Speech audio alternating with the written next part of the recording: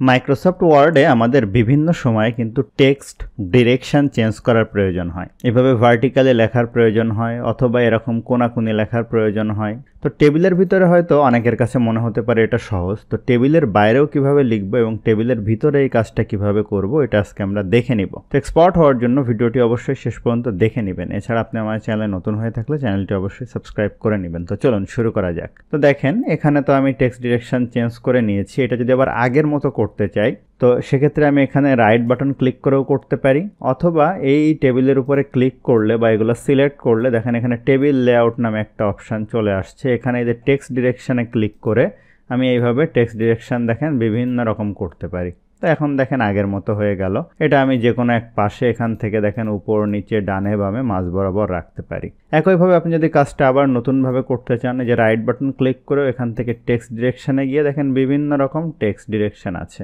আমি ধরুন এইভাবে রাখতে চাই, যে ওকে করলে এইভাবে হয়ে যাবে। এক বামে রাখতে চাইলে বামে রাখতে পারি, মাঝে চাইলে মাঝে রাখতে পারবো। এখন কথা হচ্ছে টেবিলের বাইরে কিন্তু আপনি সহজে এই কাজটা করতে পারবেন না। তো অনেক ক্ষেত্রে প্রয়োজন হতে পারে আপনার, সেক্ষেত্রে আপনি ইনসার্টে গিয়ে শেপ থেকে একটা টেক্সট বক্স নেবেন, নিয়ে এই টেক্সট বক্সের ভিতরে আপনি এই যে জিনিসটা লিখতে চান সেটা লিখে নেবেন। কিন্তু দেখেন একটা দাগ চলে আসছে চারিদিকে, তাই না? আবার দেখেন কোথাও নিয়ে গেলে এটার পিছনে আবার শেপও আছে।